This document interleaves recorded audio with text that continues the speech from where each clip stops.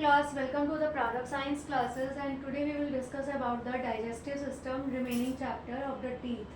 Last class में हमने आपको टीथ के बारे में बताया था.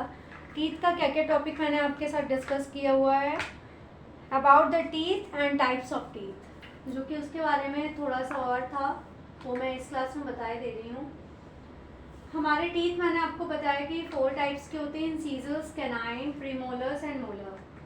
और जो हमारे 2 जॉ होते हैं, 2 जॉ होते हैं, उसमें से हर जॉ में कितने टीथ होते हैं? 16 होते हैं. ठीक है, हर जॉ में ये हमारे 4 कितने हो गए? 16 होते हैं. अभी मैं इसकी कैलकुलेशन भी आपको बता दूंगी. जो ये इंसीजर्स होते हैं, इनका शेप कैसे होता है? ये फ्लैट होते हैं, स्ट्रेट होते हैं, और इनके जो एजेस होते हैं वो शार्प होते हैं. इंसीजर की बात हम कर रहे हैं. इंसीजर की बात कर रहे हैं तो इसका शेप लगभग ऐसा होता है. ये नीचे से थोड़े से नुकीले होते हैं, शार्प एजेस के होते हैं. ऊपर से ये फ्लैट सरफेस होते हैं, स्ट्रेट होते हैं, और इनकी एजेस शार्प होती है. ठीक है, उसके बाद ये हमारे माउथ कैविटी में फ्रंट में होते हैं. जैसे ही हम माउथ ओपन करते हैं, जो हमें फ्रंट में टीथ दिखाई देते हैं, तो वो कौन से होते हैं? इंसीजर होते हैं. ठीक है, इनका वर्क क्या होता है? इनका फंक्शन है बाइटिंग एंड कटिंग.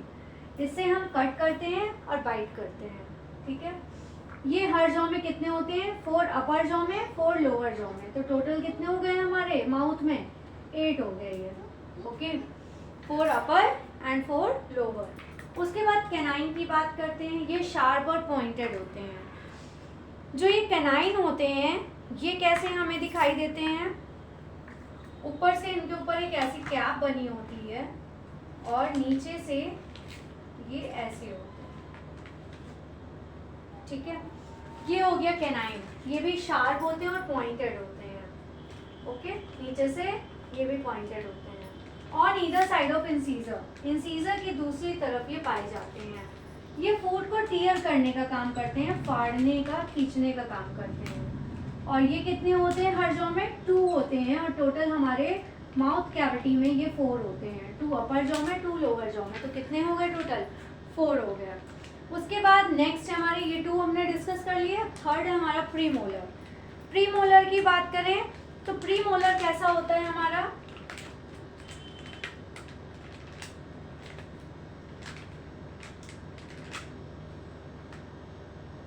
ऐसे होते हैं.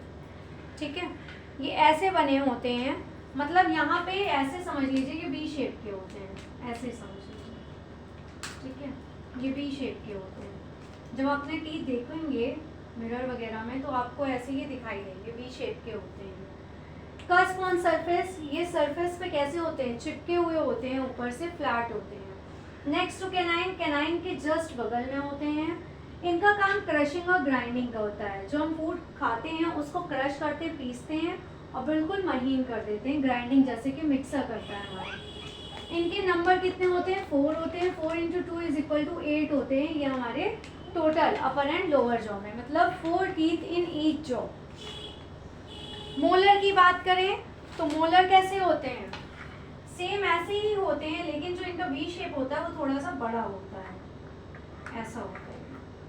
ठीक है, ऐसे होते हैं ये हमारे टीथ. इसके लिए मोलर. ये भी कस्प एंड ब्रॉड एजेस. इनके ये जो एजेस होते हैं ये ब्रॉड होते हैं. ठीक है, और ये हमारे प्रीमोलर के जस्ट बगल में ही होते हैं, नेक्स्ट टू प्रीमोलर. इनका फंक्शन भी सेम होता है मोलर, प्रीमोलर और मोलर का, क्रशिंग एंड ग्राइंडिंग. इनके नंबर्स कितने होते हैं? 6 होते हैं. तो टोटल कितने हो गए? 12. तो जो हम इनको काउंट कर लें, 8 4 कितने हुए? 12. 12 8 20, 20 + 12 32.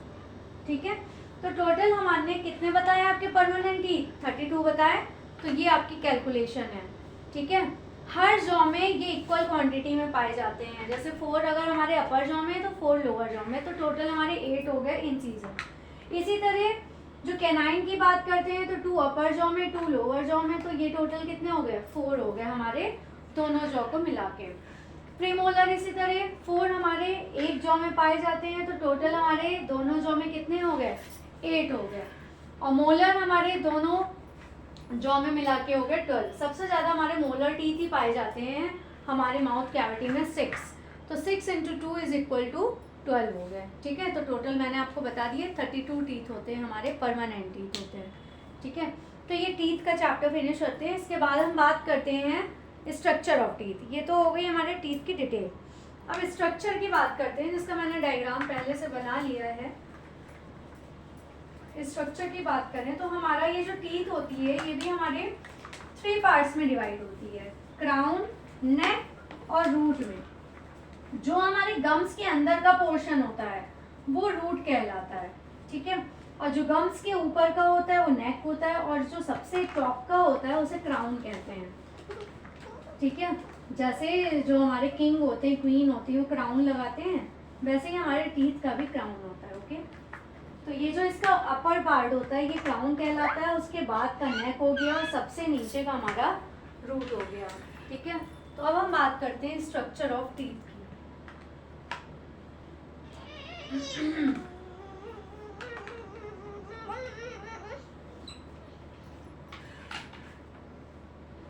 स्ट्रक्चर ऑफ टीथ की बात करें तो सबसे पहले हम बात करते हैं क्राउन की, ठीक है। तो मैं इसके पॉइंट वाइज आपको बताती जा रही हूँ। ये हमारा विजिबल पार्ट होता है, ठीक है। ईच टूथ, सिंगल में मैंने बताया टीथ को क्या बोलते हैं हम, टूथ बोलते हैं। सिंगुलर में, सिंगल टीथ की बात, टूथ की बात करें तो, ठीक है। Each tooth consist of a visible part called crown। जो पार्ट हमें टीथ का दिखाई देता है, ऊपर का हिस्सा, ठीक है, ऊपर का हमें जो दिखाई देता है वो कहलाता है हमारा क्राउन, ओके। और क्राउन के बाद a root and a thin layer of neck। Root तो हमें दिखती ही नहीं है क्योंकि वो हमारी गम्स में टक होती है, बिल्कुल अंदर की तरफ होती है, जिससे कि हमारा टीथ क्या होता है हमारी माउथ कैविटी के अंदर स्टेबल रहता है, उसे पकड़े रहता है। अगर गम नहीं उसे पेस्ट करेगा या पकड़ेगा, होल्डिंग नहीं करेगा, तो क्या होगा, हम कुछ भी खाएंगे तो हमारे दांत हिलेंगे, ठीक है। ये हो गया। अब हम बात करते हैं क्राउन के बारे में। जो हमारा क्राउन होता है, the crown is covered with the hardest part. ये सबसे हार्डेस्ट पार्ट होता है इन द ह्यूमन बॉडी, जिसको हम क्या कहते हैं, इनामल कहते हैं, ठीक है। जो क्राउन के ऊपर ये लेयर एक चढ़ी होती है वाइट कलर की, ठीक है। कई बार क्या होता है, जब हमारे दांत खराब होने लगते हैं तो हमारे दांतों में कुछ वाइट वाइट सा गिरने लगता है, झड़ने सा लगता है, तो वो इनामल ही होता है, ठीक है। जो हार्डेस्ट सब्सटेंस होता है हमारे ह्यूमन बॉडी का, उसे हम क्या कहते हैं, इनामल। इनामल एक शॉर्ट नोट की तरह भी पूछा जाता है, what is enamel in the teeth. हमारे टीथ में इनामल क्या होता है। तो जो हमारा क्राउन होता है वो हार्डेस्ट सब्सटेंस कह सकते हैं, पार्ट की जगह आप इसको सब्सटेंस कह दीजिए। हार्डेस्ट सब्सटेंस जो हमारा कवर करता है हमारे टीथ को ऊपर से, वाइट कलर का जो हमें दिखता है, उसके ऊपर एक कवरिंग होती है जो हार्डेस्ट पार्ट होता है हमारी बॉडी का, ह्यूमन बॉडी का, उसे हम कहते हैं इनामल, ठीक है। इनामल के नीचे आता है हमारा डेंटाइन, ओके। अब मैं आपको डायग्राम बता देती हूँ। ये मैंने बता दिया, जो ऊपर का पोर्शन दिखता है वो क्राउन हो गया। उसके बाद जो पोर्शन हमें गम के अंदर रूट होता है वो तो दिखता नहीं है हमको, उसके ऊपर जो पोर्शन होता है वो नेक हो गया, और सबसे ऊपर जो दिखता है वो हो गया क्राउन। अब मैं बता देती हूँ क्राउन जो होता है इसमें सबसे ऊपरी लेयर क्या होगी, इनामल। इनामल के नीचे का जो पार्ट हो गया वो हो गया डेंटाइन आपका, ठीक है। ये लेयर जो हो गई हमारे टीथ के अंदर की, इनामल के अंदर की, वो हो गई डेंटाइन। उसके बाद ये जो हो गई जहाँ पे हमारी ये रूट होती है, पूरी ब्लड सेल्स और नर्व्स होती हैं, उसके ऊपर का ये क्या कहलाता है, पल्प कैविटी कहलाती है। उसके बाद यहाँ पे ये हमारी रूट कैनाल कहलाती है, इसमें रूट्स बनी होती हैं, ये रूट कैनाल हो गया। ये हमारा जिसमें हमारे ये टीथ क्या होते हैं, इन होते हैं, जिसमें इनबिल्ट हम कह सकते हैं, जिसमें अंदर से बिल्कुल धसे हुए होते हैं गम्स के अंदर, उसे हम कहते हैं गम टिश्यू। ठीक है, और ये क्या होते हैं, गम टिश्यू के चारों तरफ किससे ये जुड़े होते हैं, बोन से जुड़े होते हैं। ठीक है, ये जो है हमारा ये जो बना हुआ है स्केलेटल बना हुआ है, ये हमारा बोन्स का ही बना होता है। उसके बाद ये जो हमारी नर्व्स आई हैं, इनको हम नर्व्स ऑफ ब्लड सेल कहते हैं। इतना सही है हमारा डायग्राम है। अगर आपसे टीथ के बारे में पूछेगा तो आप डायग्राम बना के उसी को डिटेल में दे देंगे तो आपको मार्क्स अच्छे मिल जाएंगे। अब हम बात करते हैं इनामल के नीचे क्या मिलता है। बीनीथ द इनामल, इनामल के नीचे लाइज डेंटाइन। क्या होता है, डेंटाइन होता है। ये क्या बनाता है, which form the bulk of the teeth,